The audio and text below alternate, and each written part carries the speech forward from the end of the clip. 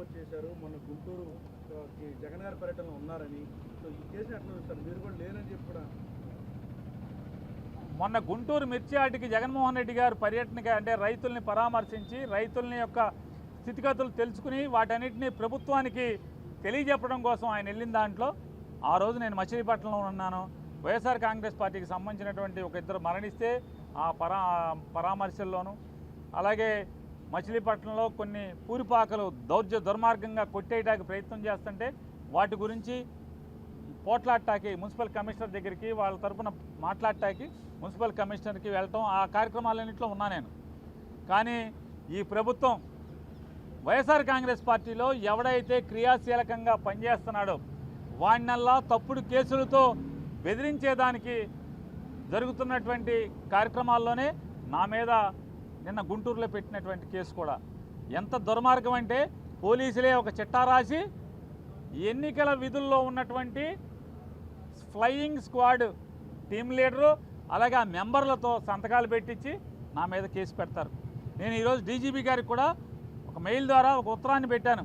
అయ్యా, నీ కింద పోలీస్ శాఖ ఎంత అసహ్యంగా, కిరాతకంగా, దుర్మార్గంగా చట్టాలని తొంగలోకి తొక్కి, మానవ హక్కుల్ని తొంగలోకి తొక్కి, తప్పుడుతనంగా రాజకీయ నాయకుల చేతుల్లో కీలుబొమ్మలుగా వ్యవస్థ ఎలా మారిందో ఒక్కసారి చూసుకోవయ్యా డీజీపీ గారు అని చెప్పని డీజీపీ గారికి కూడా ఒక గంట క్రితం లెటర్ రాశాను. ఆ లెటర్ కూడా మీకు మీడియాకి రిలీజ్ చేస్తాను.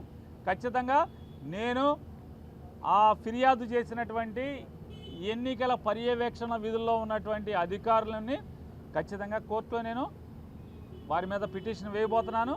ఖచ్చితంగా నాకు జరిగినటువంటి అవమానం లేదా నాకు జరిగినటువంటి మానసిక హింస ఖచ్చితంగా వాళ్ళని జవాబు చెప్పేదాకా కూడా వారిని వెంటపడతాం అనేది జరుగుద్దని కూడా మీ ద్వారా చెప్తూ, ఇదొకటే కాదు, మచిలీపట్నంలో 50 మున్సిపల్ డివిజన్లో ఉన్నటువంటి కార్పొరేటర్లు కానీ వైఎస్ఆర్ కాంగ్రెస్ పార్టీ నాయకులు కానీ వాళ్ళవి వాళ్ళ భార్యలు, కొడుకులు, కూతుర్లు మొత్తం ఫోన్ నెంబర్లన్నీ కలెక్ట్ చేస్తున్నారు.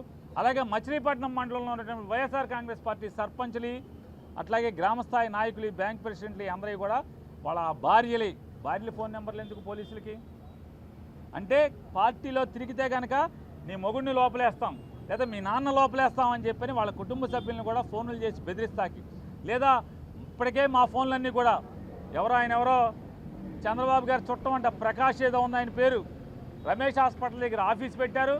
ఒక 17 మంది కానిస్టేబుల్స్కి జీతం కాకుండా మరొక ₹1,00,000 నెల క్యాష్ ఇస్తున్నారు. ఇవన్నీ కూడా టీడీపీ వాళ్ళు చెప్తున్నారు. మీ ఫోన్లన్నీ కూడా రికార్డ్ అవుతున్నాయి. పేరు నాని ఫోన్ ప్రతిదీ కూడా మొత్తం రికార్డ్ అవుతుంది, మొత్తం వింటున్నారు. ఇట్లా పేరు నానితో పాటుగా వైఎస్ఆర్ కాంగ్రెస్ పార్టీలో క్రియాశీలకంగా ఉన్న ప్రతి ఒక్కరి ఫోన్లన్నీ కూడా రికార్డ్ చేస్తున్నారు. అదొక్కటే కాకుండా ఇవాళ మచిలీపట్నంలో మొత్తం కార్పొరేటర్లు కానీ గ్రామస్థాయి నాయకులు కానీ వాళ్ళ ఫోన్లు, వాళ్ళ భార్యల పిల్లల ఫోన్ నెంబర్లన్నీ కూడా ఎస్పీ ఆదేశాల మేరకు, కృష్ణా జిల్లా ఎస్పీ ఆదేశాల మేరకు పోలీసులు కలెక్ట్ చేస్తున్నారంటే అంటే వాళ్ళని బెదిరించడాకా లేదా వాళ్ళ ఫోన్లన్నీ కూడా రికార్డ్ చేస్తాక అనేది మాకు అర్థమవుతుంది. ఖచ్చితంగా మీరు ఇవాళ ఎన్ని తప్పుడు పనులు చేసినా మీరందరూ దోషులుగా చట్టం ముందుకు తేపడేదానికి ఒక రోజు వస్తుంది. అది మరొక 4 సంవత్సరాల్లో వస్తుంది అనుకుంటాం. ఖచ్చితంగా అందరూ ఫేస్ చేయాలి, మాత్రం గుర్తుపెట్టుకోమంటారు. కొల్లు రవీంద్ర, యాదగిరి వెంకట్రావు నెక్స్ట్ అరెస్ట్ అయ్యేది పేరు నాని, కొడాలి నాని, ఈ పేరు ప్రధానంగా తీసుకొస్తున్నారు. ఎక్కడ మాట్లాడినా అదే పేరు. మీరు ఎవరో పేరు చెప్పారు, అతను మంత్రి పదవి హోదా ఎలగబెడతాకి తప్పితే ప్రజాసేవకు కానీ, మా ఊరు బాగు చేయటానికి కానీ, రాష్ట్రాన్ని బాగు చేయటానికి కానీ ఎందుకు పనికి రాకుండా కేవలం లోకేష్ దగ్గర రాలిపడిన గింజలు ఏరుకుంటాకి మూటలకు అప్పచెపితే ఆ మూటల్లో రాలిపడిన నోటుల్ని జేబులో కుక్కుని సంతోషపడటానికి తప్పితే మరొక దానికి పనికిరాని మనిషి. అతనికి ఛాలెంజ్ చేస్తున్నా, ఇప్పటికి నవంబర్ డిసెంబర్ నుంచి మోగుతున్నావు, పేరు నాని అరెస్ట్ చేస్తాను, నేను రోడ్లు వెంబడే తిరుగుతున్నా. ఇప్పుడు కొడాలి నానిని, పేరు నాని అరెస్ట్ చేస్తున్నావు. ఏంటి బొంగులో నీ అరెస్ట్ వల్ల నా రోమం కూడా పోడదని నేను చెప్తున్నా కుల రవీంద్రకి. మేడం మీరు కూడా 84లో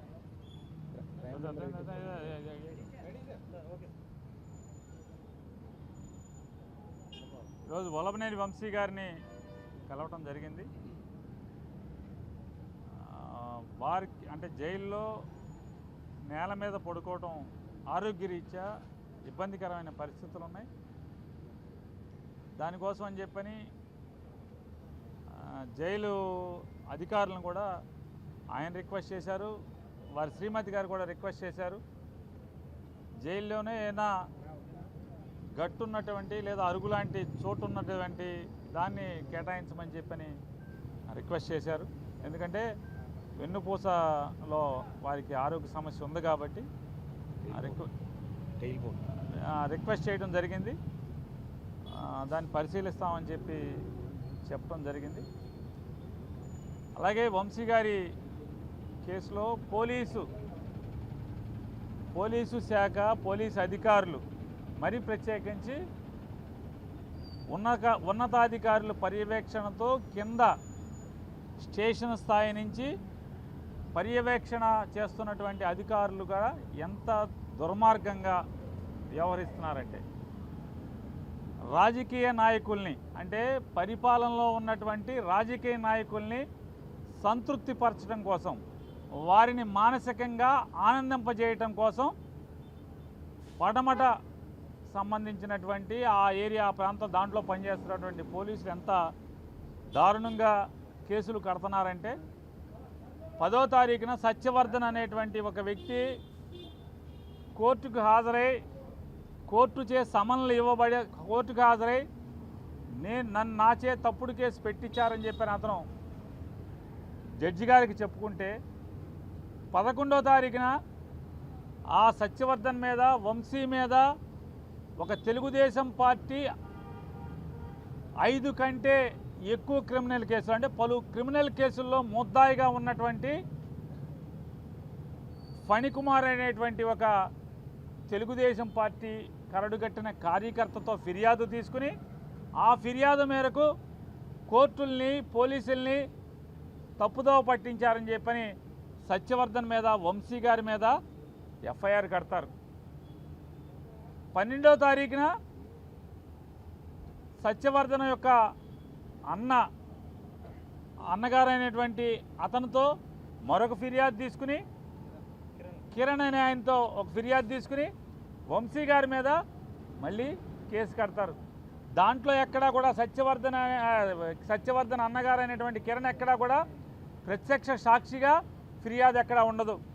దాంట్లో మా తమ్ముడు ఇంట్లోంచి బయటికి వెళ్ళాడు, ఎవరో చూశారంట, ఎవరో ఎక్కించుకెళ్ళారంట, బహుశా జడ్జి గారి దగ్గరికి తీసుకెళ్ళి ఉండొచ్చు, జడ్జి గారి దగ్గర ఈ రకమైన స్టేట్మెంట్ ఇప్పించి ఉండొచ్చు, వంశీ అని అతను బలవంతం చేసి ఉండొచ్చు, అని ఉండొచ్చు అంట ఊహాజనితమైనటువంటి ఫిర్యాదుతో నాన్ బెయిలబుల్ సెక్షన్లు అన్నీ పెడతారు. కానీ ఆ ఫిర్యాదు మేరకు ఆ సెక్షన్లు వర్తిస్తాయా అంటే పొరపాటును కూడా వర్తించవు. అంటే ఒక తప్పుడు కేసు బనాయిస్తారు. మళ్ళీ దాంట్లో సాక్ష్యం ఎవడయా అంటే 11వ తారీఖు సత్యవర్ధన్ వంశీ మీద ఫిర్యాదు ఎవడు చేశాడో వాడే వాళ్ళ అన్నయ్య కిరణ్ పెట్టినటువంటి వంశీ మీద పెట్టినటువంటి కేసులో అతను సాక్ష్యం. అంటే ఎంత కొల్యూడెడ్ కేసు ఇది అంటే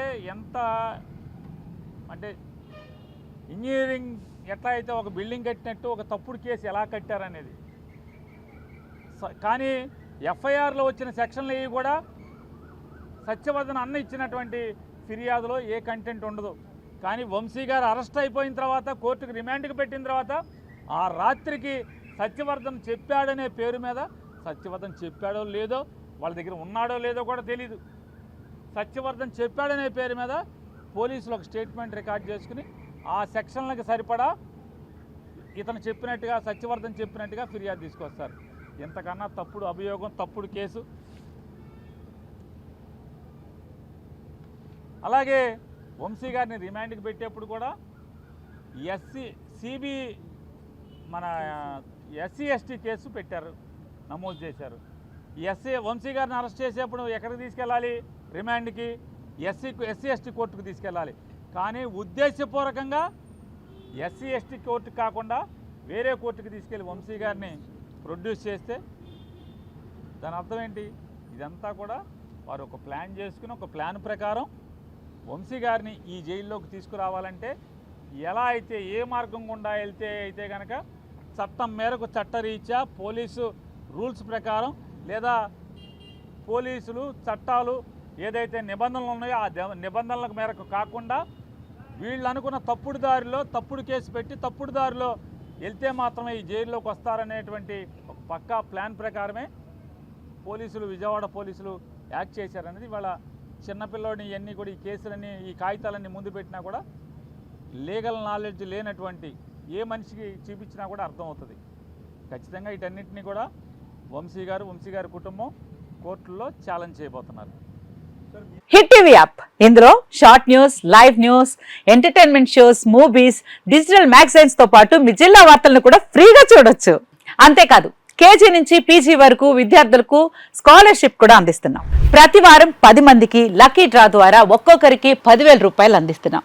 ఇంకెందుకు ఆలస్యం, వెంటనే హిట్ టీవీ యాప్ ని డౌన్లోడ్ చేసుకుని ఫ్రీగా ఎంటర్టైన్మెంట్ పొందండి. Hit TV app. Hit TV app.